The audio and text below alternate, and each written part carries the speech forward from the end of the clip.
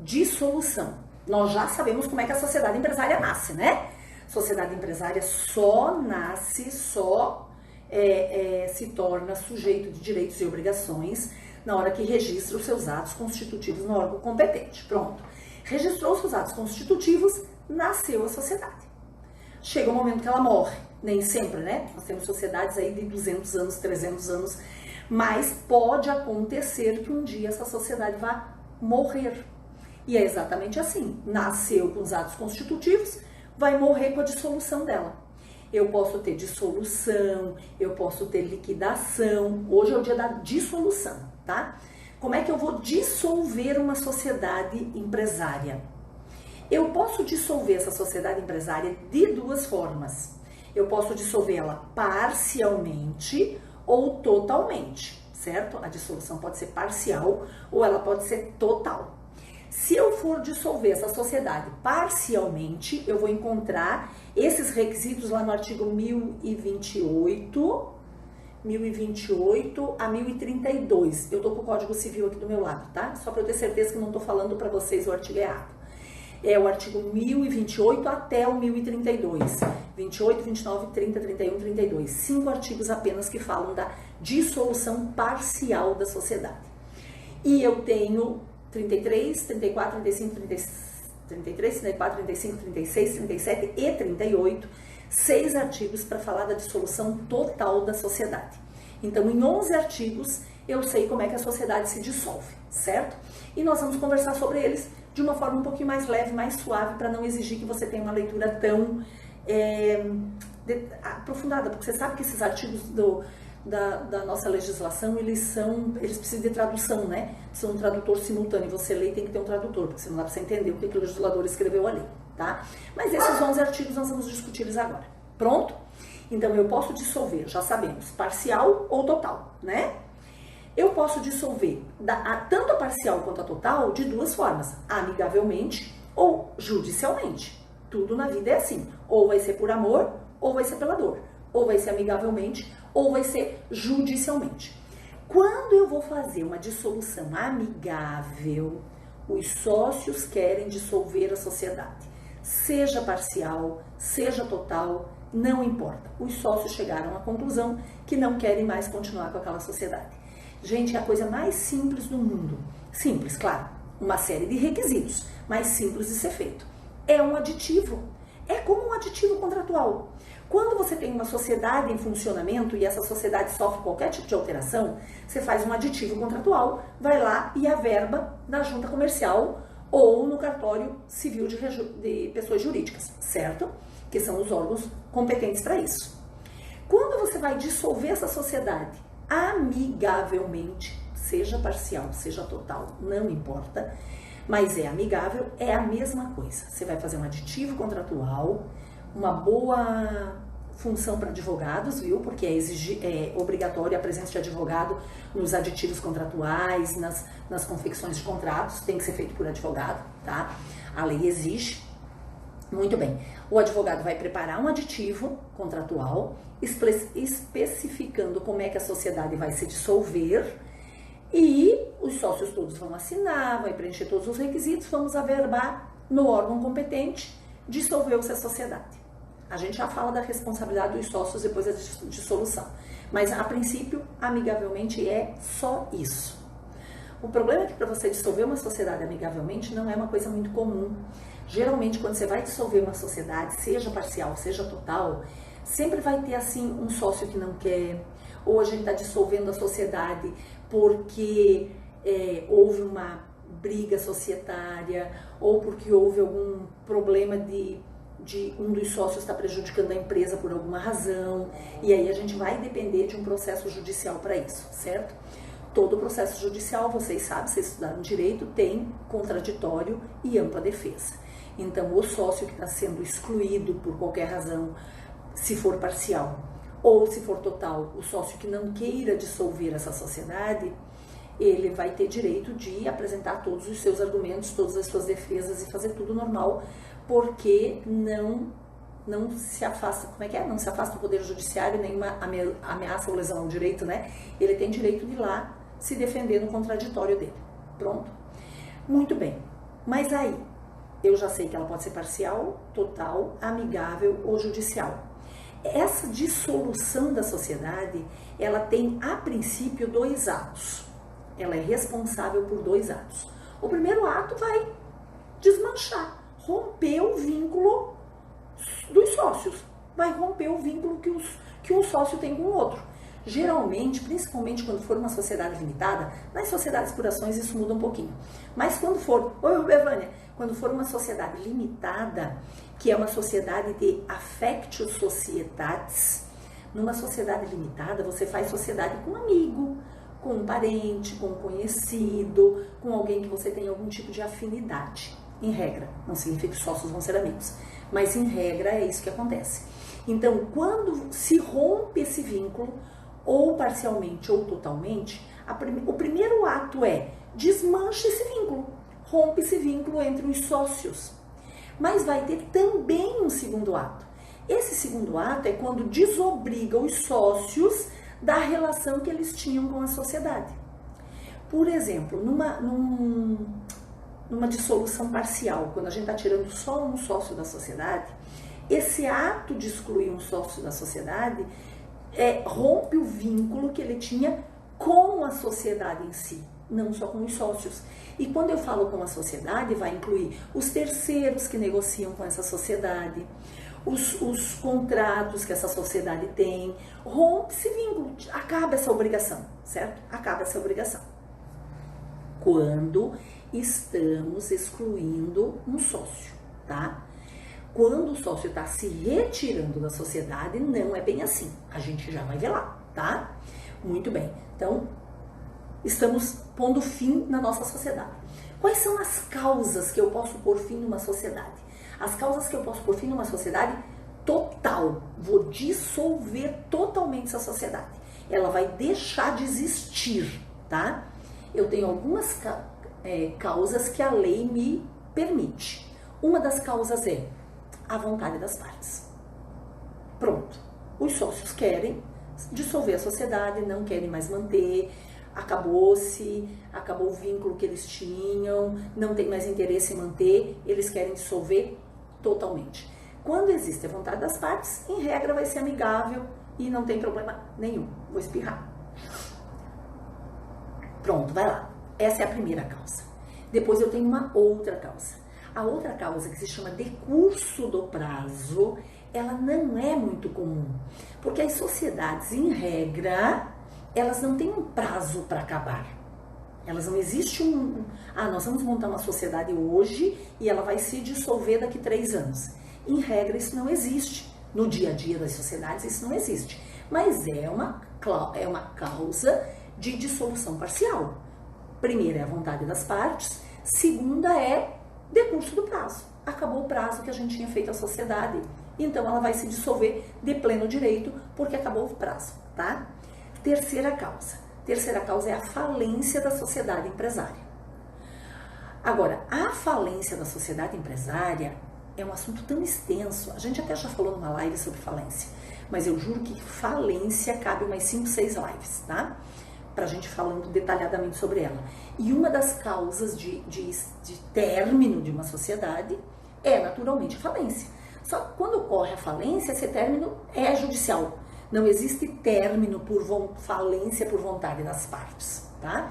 É uma falência judicial, decretada judicialmente, a falência, o processo de falência deferido, extingue-se a sociedade. Porque no processo de falência a sociedade não vai continuar, ela morre ali, tá? Ela morre ali.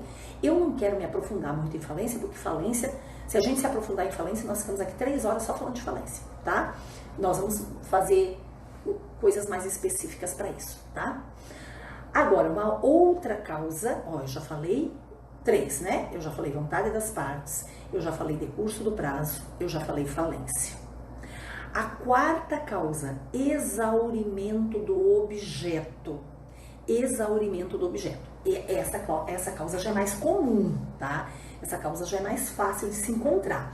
Porque eu tenho sociedades que elas têm um objeto, tá? Vou dar um exemplo. Imagine você, um exemplo bem fácil. O Castelão foi todo reformado para a Copa, não foi?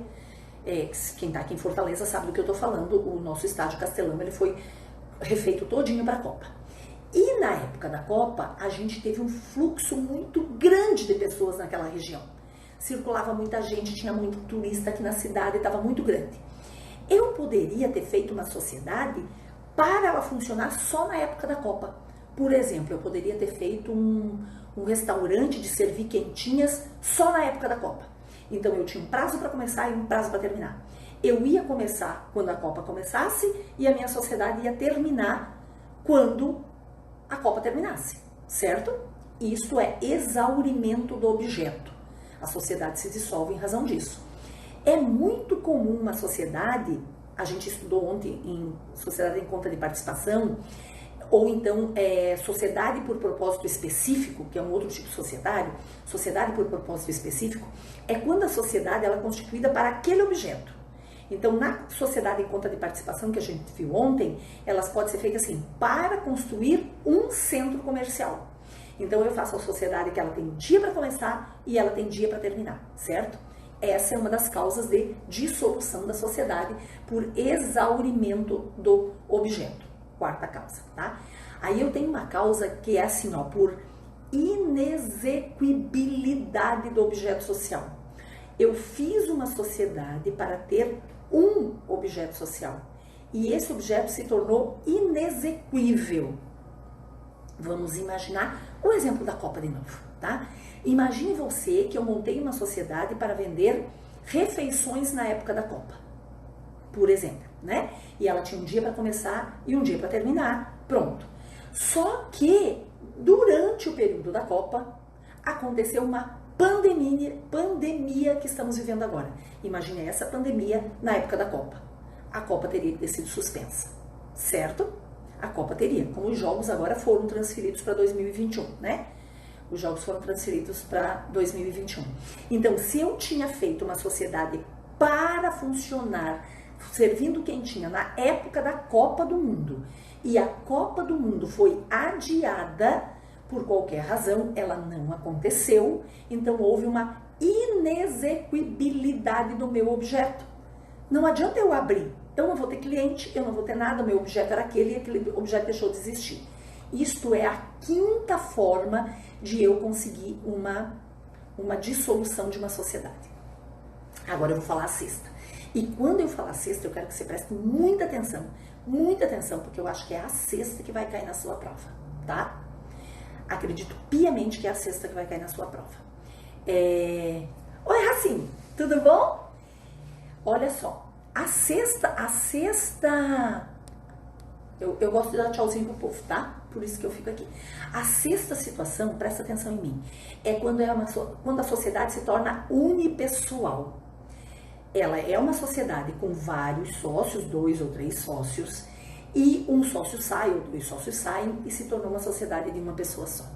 Eu tenho uma sociedade limitada, tá na lei. Esse pedacinho da lei não foi modificado pelo artigo 1052, mas presta atenção, porque na prática ele foi, tá? Na lei diz assim, ó, quando a sociedade se torna unipessoal pela saída de um dos sócios ou de 2 sócios, ficou só um sócio na sociedade. Esse sócio, ele tem 180 dias para recompor essa sociedade. 180 dias para recompor essa sociedade. Se ele não recompor em 180 dias, a sociedade será dissolvida de pleno direito pela lei. Muito bem. Agora, nós temos uma figura chamada Eireli, que é uma sociedade de um sócio só. Então, eu tinha uma sociedade com vários sócios, esses sócios saíram por qualquer razão, ou foram retirados, tem uma coisa aqui no meu computador atrapalhando, ou foram retirados, ou saíram, ou morreram, ou qualquer coisa, e ficou um sócio só. Esse sócio pode transformar essa sociedade numa Eireli, né? Ele não pode? Claro que ele pode. Ele vai lá, integraliza no mínimo 100 salários mínimos e transforma essa sociedade numa Eireli. Pode? Beleza. Só que você se lembra que a 13.874 de setembro de 2019 acrescentou 2 parágrafos no artigo 1052 do Código Civil. Lembra? E o primeiro parágrafo diz que é possível eu ter uma sociedade limitada de um sócio só. Então, se eu tinha uma sociedade com vários sócios e essa sociedade se tornou uma sociedade de um sócio só, porque um saiu, porque o outro morreu, ou por qualquer coisa assim, a lei me dá 180 dias para converter essa sociedade. Transformar em outro tipo societário. Transformar em outro tipo societário, porque senão ela será dissolvida. Mas agora eu posso ficar na sociedade sozinha, não posso? O artigo 1052 me permitiu. Então, mesmo que eu tenha uma sociedade limitada e que eu não tenha 100 salários mínimos para integralizar, para transformar ela numa EIRELI, eu só transformo ela numa sociedade unipessoal e fico eu sozinho, certo? Foi uma mudança excelente da lei 13.874. Acabou essa situação de que se em 180 dias eu não arrumasse outro sócio, a minha sociedade ia acabar.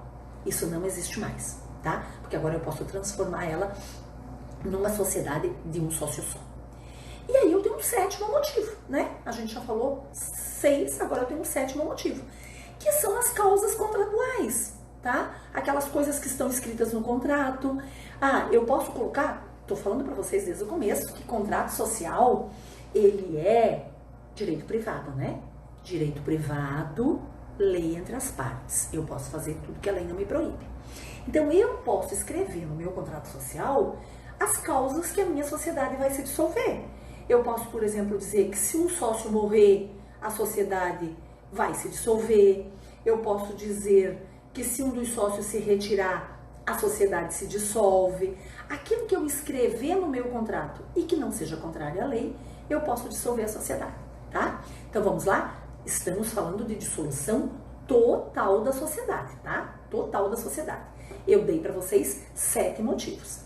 Vontade das partes, decurso do prazo, falência, exaurimento do objeto, inexequibilidade do objeto, transformar a sociedade em unipessoal naqueles 180 dias, que agora tem que ter, pode transformar em 180 dias em uma sociedade unipessoal, não precisa de um outro sócio, e as causas previstas no contrato. São todas as causas que eu posso dissolver uma sociedade, certo? Totalmente. Você acha que vai cair totalmente na sua prova? Claro que não. Totalmente é muito fácil. O que vai cair na sua prova são as causas de dissolução parcial de uma sociedade, tá? Eu tenho uma sociedade e eu não quero terminar minha sociedade. Eu não quero que a minha empresa vá se extinguir, certo? Mas existem algumas razões. E aí, assim, por exemplo, eu tenho uma sociedade que um dos meus sócios morre. Morreu meu sócio. Eu preciso encerrar minha sociedade? Não, claro que não. E os herdeiros do meu sócio? Eles vão se tornar meus sócios também? Em regra, não. Em regra, não. Porque quando eu faço uma sociedade com o João, eu não quero fazer com o Pedro, filho dele, né? Meu amigo é o João, a pessoa que eu confio é o João, então eu quero fazer uma sociedade com o João e não com o Pedro, filho dele. Então, se o João faleceu, eu não sou obrigada a me tornar sócia do filho dele, desde que isso não constasse no contrato. Porque o nosso contrato pode prever que em causa de morte de um dos sócios, os seus herdeiros assumirão a sua cota parte na sociedade. Pode prever no contrato? Claro, direito civil, direito privado, lei entre as partes.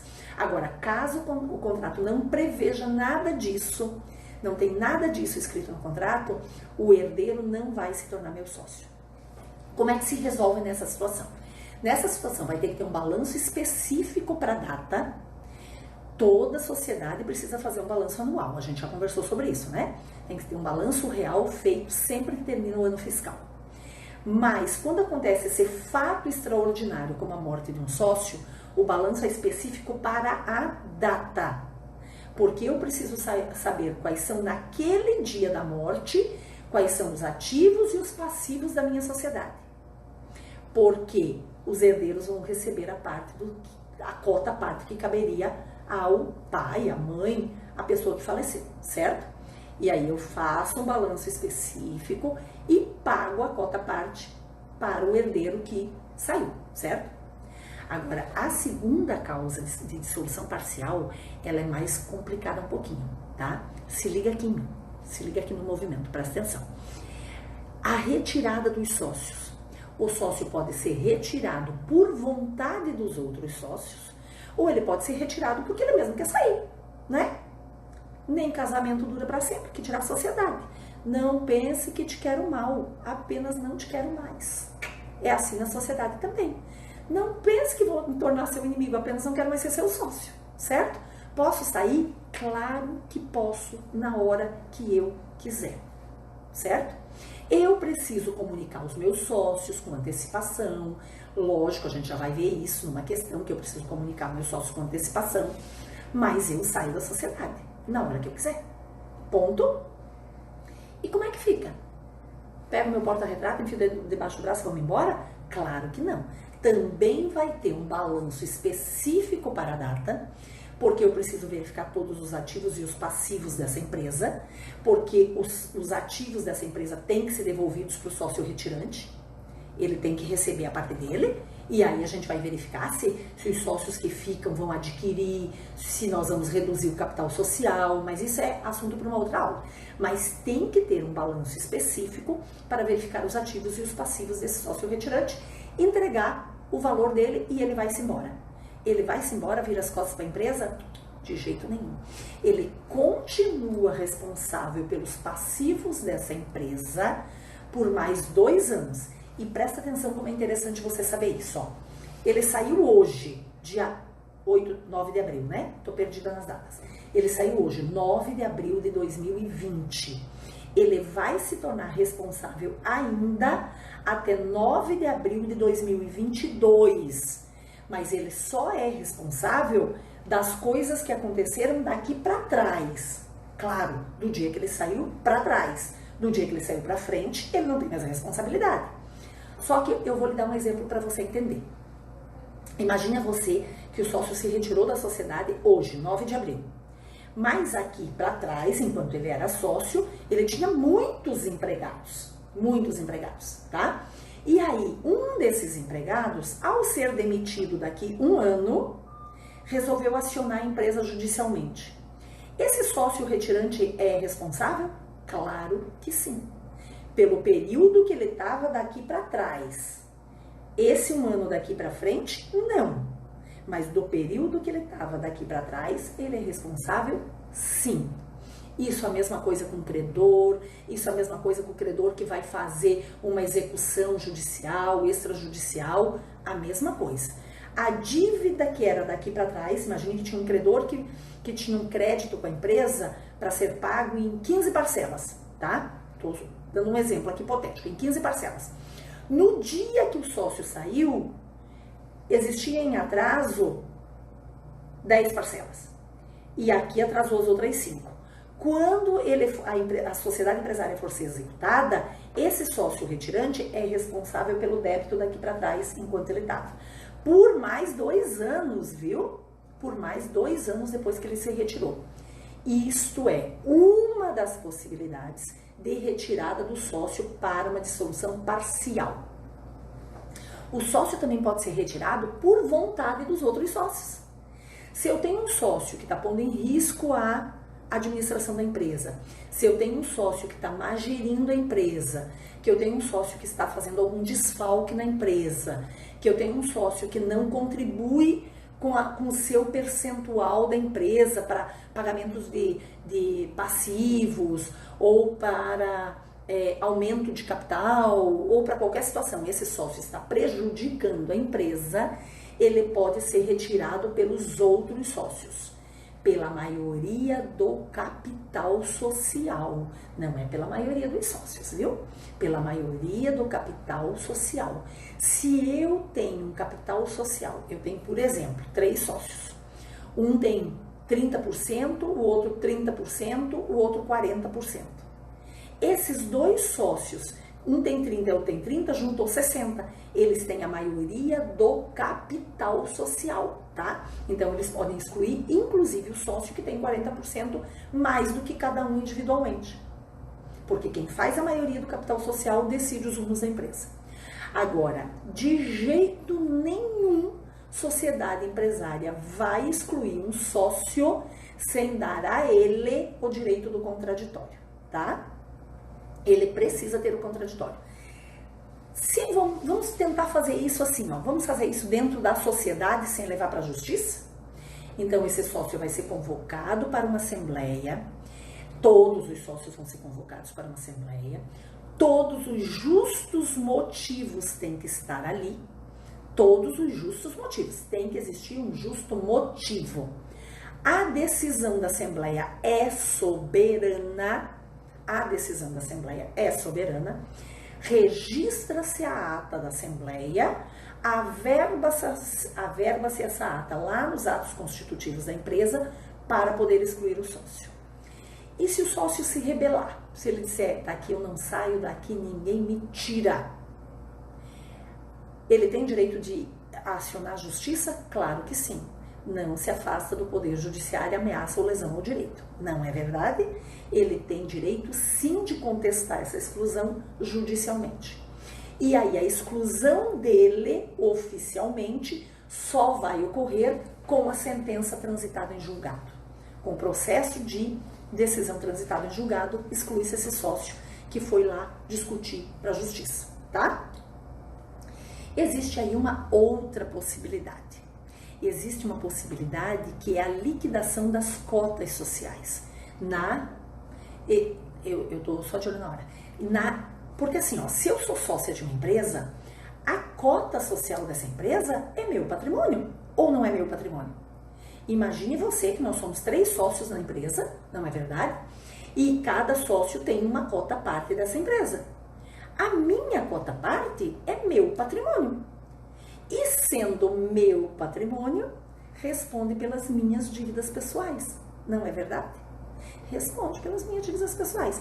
Não se refere à desconsideração da personalidade jurídica, não se refere a nada disso.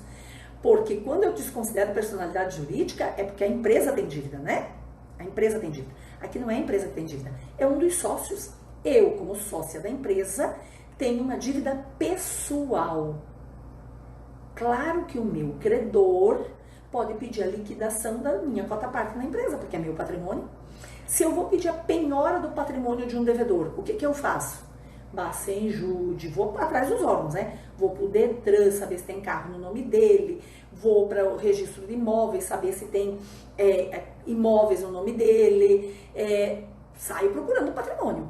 E vou também para a junta comercial para saber se ele tem alguma empresa no nome dele. Porque se ele tem alguma empresa no nome dele, a cota-parte é penhorável. Beleza? Viu? Todas as formas. O que nós estamos falando aqui é dissolução da sociedade empresária. Eu dissolvo a sociedade empresária ou amigavelmente ou judicialmente. Eu dissolvo a sociedade empresária parcialmente ou totalmente. Quando eu dissolvo totalmente, a sociedade vai acabar. Ela deixa de existir. Claro, a palavra já fala. Totalmente. Se eu dissolvo parcialmente, eu dissolvo a sociedade em relação a um dos sócios da sociedade. Um dos sócios. Ou por morte, não é coronavírus, viu? É ar-condicionado mesmo. Ou por morte, ou porque ele quis se retirar, ou por exclusão, ou porque a cota-parte dele foi liquidada por algum credor, certo? Mas a sociedade em si vai continuar existindo na mão dos outros sócios. Os outros sócios vão decidir o que vão fazer. Se compram a parte do capital social daquele que está saindo, se vão reduzir o capital social, se vão encontrar um outro sócio para colocar na sociedade naquilo ali, mas a sociedade continua existindo, certo? Isso está entre o 1028 do Código Civil, eu não sou boa com número, vocês sabem, e o 1038, 11 artigos, tá? 5 para dissolução total, 6 para dissolução 5 para dissolução parcial, 6 para dissolução total. O que mais cai em prova é a parcial, certo? E outra coisa que você precisa saber é que assim, ó, o Código de Processo Civil, esse de 2015, que entrou em vigência recentemente, ele colocou um capítulo para tratar do procedimento da dissolução de sociedade.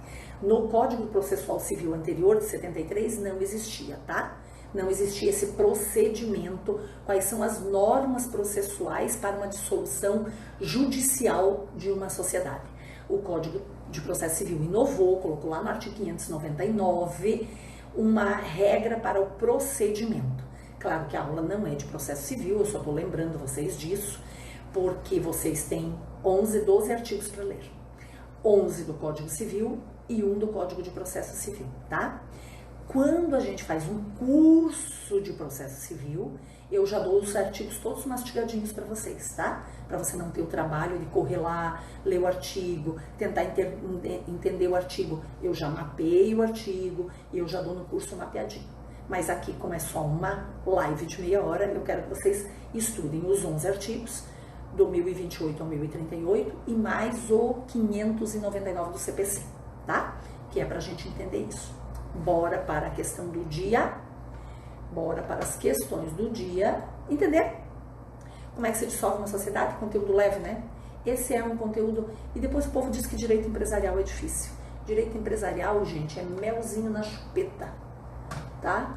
Coisinha mais fácil do mundo. Eu tenho um negócio aqui no meu computador que abre uma tela do Adobe e eu não tô conseguindo tirar ela daqui, vocês acreditam? Eu tento esconder essa tela e não tô conseguindo, e ela me atrapalha tudo que eu quero ver. Eu quero ler as questões e ela tá me atrapalhando. Muito bem, vai dar certo. Conteúdo fácil, né? Tranquilo?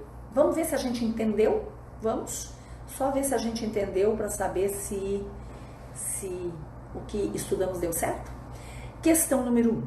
A respeito do procedimento especial de dissolução parcial da sociedade, eu disse que o que cai é o parcial, tá? Porque o total é muito fácil. A respeito do procedimento especial de dissolução parcial da sociedade, assinale a alternativa correta. A. Em caso de danos causados pelos sócios, em caso de danos causados pelo sócio autor da ação, a sociedade não poderá formular pedido de indenização, compensável com o valor dos haveres a apurar, devendo ser submetido o caso ao procedimento comum. Claro que está errado. Gente, eu estou lendo a questão aqui pensando, vale, mas por que será isso? Olha só, por que seria isso? Imagine você que um sócio moveu uma ação contra a sociedade, aquele sócio que a gente queria excluir, ele não quis, ele moveu uma ação, no processo dele, a sociedade não pode fazer um pedido contraposto? Claro que a sociedade pode fazer um pedido contraposto. Pode dizer muito bem, você quer os seus haveres, você quer a sua parte do ativo, claro, a sua parte do seu ativo é sua por direito. E a indenização que você nos deve, como é que fica? E a indenização pelos prejuízos causados, como é que fica? Desconta dos haveres. Claro que sim, é uma forma de pedido contraposto que a sociedade faz, tá? Muito bem. Letra B. Se houver concordância entre os sócios a respeito da dissolução, é possível formular apenas o pedido de apuração de haveres? Claro que sim. Se os sócios estão de acordo, é como um procedimento de homologação de um acordo. Quando a gente faz um acordo entre dois clientes nossos no direito, o que a gente pede para o juiz? Só homologar o nosso acordo, não é verdade? Só homologar. Se os sócios estão de acordo em dissolver a sociedade, o sócio que vai sair está de acordo em sair da sociedade, ele não pode formular em juízo só um pedido para verificar qual é o ativo dessa empresa e qual é a parte que lhe cabe? Claro que ele pode. Lógico, então a letra B estava certa. E aí a gente vai descobrir por que a C estava errada, tá? Em caso de parcela incontroversa na apuração de haveres, o juiz determinará à sociedade o depósito, mas seu levantamento pelo ex-sócio ficará condicionado ao trânsito em julgado da sentença. De jeito nenhum, de jeito nenhum. A partir do momento que eu deposito o dinheiro lá, porque, em caso de parcela incontroversa, a gente não está discutindo o valor desta parcela. Esta parcela é incontroversa, tá? Todos os sócios estão de acordo que a sociedade empresária deve para o sócio retirante aquela parcela. O sócio retirante concorda que aquela parcela ele pode não concordar com o resto, que está sendo discutido no processo. Mas com aquela parcela de haveres ele concorda. É uma parcela incontroversa. No caso de uma parcela incontroversa, quando a sociedade empresária depositar, o sócio pode pedir para levantar os valores. É lógico, nós não estamos discutindo o valor dessa parcela. O valor dessa parcela é incontroverso, tá? Vamos ver por que a letra D está errada. No polo passivo deve constar apenas a sociedade e os sócios ficarão sujeitos aos efeitos da decisão e da coisa julgada. De jeito nenhum. Os sócios e a sociedade serão citados. A sociedade, como pessoa jurídica, personalidade própria, ela será citada para se defender no processo ou até para fazer um pedido contraposto. E os sócios serão citados como pessoa física. Lembra que são duas personalidades. São interesses que podem não estar coadunando um com o outro. Eu posso ter um interesse que diverge da minha sociedade empresária. Então, eu tenho o direito de, como pessoa física, estar participando do processo. Serão citadas as duas partes, tá? E a letra E, por que está errada? Aplica-se a todas as sociedades, está atrapalhando esse negócio, aplica-se a todas as sociedades empresariais não personalizada e as de capital aberto. Não, meu povo. Não, a dissolução regida por essa nossa lei aqui, do 1028 ao 1038, não se aplica à sociedade anônima de capital aberto. Por quê? Ela não é regida lá pela lei 6.404/76, 6404/76, ela tem um processo diferente para a dissolução da sociedade anônima, tá? Tem um processo diferente. Ela é regida por lei própria, certo? Lembre-se disso.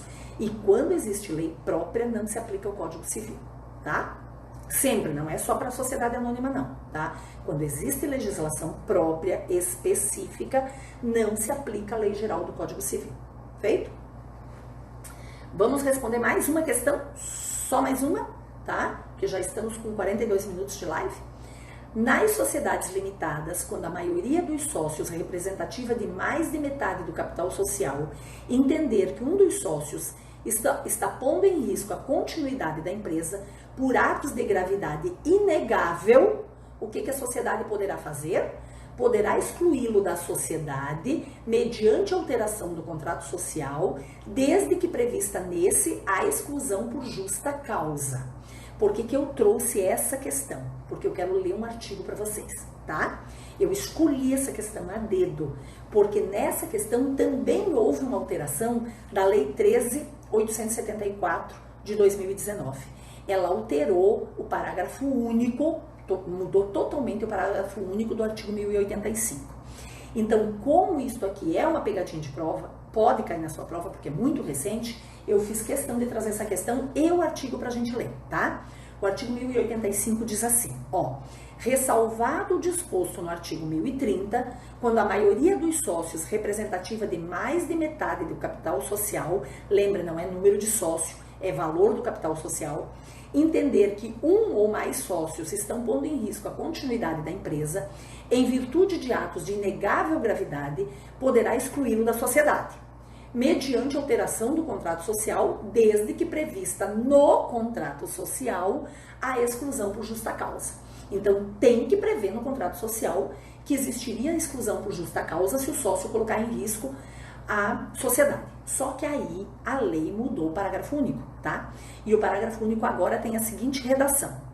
Ressalvado o caso em que haja apenas 2 sócios na sociedade, a exclusão de um sócio somente poderá ser determinada em reunião ou assembleia especialmente convocada para esse fim, ciente o acusado em tempo hábil para permitir seu comparecimento e o exercício do direito de defesa. Vamos traduzir? É o seguinte, na sociedade que eu tenho mais de 2 sócios, se eu tiver só 2 sócios, não tem problema, tá? Agora, se eu tiver mais de 2 sócios, eu preciso convocar uma assembleia especial com prazo hábil do sócio que eu vou excluir, comparecer na assembleia e poder exercer o seu direito de defesa em própria assembleia, tá? Alterou o parágrafo e eu preciso que vocês leiam isso com carinho. Feito? Muito bem, vamos para a outra questão, tá? Eu só queria ler o artigo porque mudou e aí eu fiquei com medo de vocês se confundirem. A próxima questão diz assim, ó, quanto às sociedades empresárias, considere as afirmativas a seguir. Item 1, 2 e 3 e 4, para você dizer se só o 1 está certo, se só o 2 está certo, se o 1 e o 2 estão certo, tá? Aquele tipo de questãozinha CESP. Item 1, vou ler com calma para ver se você acerta. A dissolução de sociedade empresária abrange o ato ou fato desencadeante, a liquidação com solução das pendências da sociedade e a partilha do acervo entre os sócios, certo? Certíssimo. Eu disse para você que a sociedade na dissolução ela tem 2 atos. O primeiro ato vai abranger a dissolução em si da sociedade, o rompimento do vínculo. E o segundo ato vai exigir que se liquide para se verificar ativos e passivos para entregar os haveres ao sócio retirante. O item 1 já está certo. O item 2. A dissolução da sociedade limitada, por vontade dos sócios, exige a aprovação de metade do capital social. Nas sociedades por ações, exige-se pelo menos 3/4 das ações com direito a voto. O erro é insignificante. O erro é a aprovação de mais da metade do capital social. Só a metade não serve, só 50% não serve. Mais de metade do capital social, tá? Então, 2 errada. 3. A expulsão do sócio nas sociedades limitadas conduz de modo obrigatório à dissolução total da sociedade? Claro que não. Essa não tinha nem, precisava nem ter estudado direito empresarial para saber. Se eu expulsar um sócio, não vou dissolver a sociedade vai continuar, só vai sair aquele sócio. 2 e 3 errada, por enquanto só a 1 certa. 4. Nas sociedades limitadas, quando houver modificação do contrato, fusão ou incorporação da sociedade, terá o sócio que discendir da deliberação o direito de retirar-se da sociedade nos 30 dias subsequentes à reunião dos sócios. Corretíssima, mas a gente não estudou isso, tá? Quando eu tenho uma sociedade limitada, que eu tenho vários sócios, e essa sociedade limitada vai sofrer alguma alteração substancial, vai ter uma fusão, uma incorporação, uma cisão, a gente vai ter uma aula sobre isso dia 11. Fusão, cisão e incorporação, tá? Tô olhando o nosso mapa aqui. E aí a gente explica tudo direitinho. E um dos sócios não concordar, ele não quiser essa fusão, essa cisão, essa incorporação, lhe dá o direito de sair da sociedade e pegar o seu crédito todo atualizadinho e ir-se embora, tá? Ele tem 30 dias para fazer isso depois da decisão que tomou, depois da Assembleia que tomou essa decisão grande de modificar substancialmente a Assembleia, a sociedade empresarial, tá? Então, nós só tínhamos o item 1 e o 4 certo, que estava na letra A. Item 1 certo, 4 certo, o 2 e o 3 errado.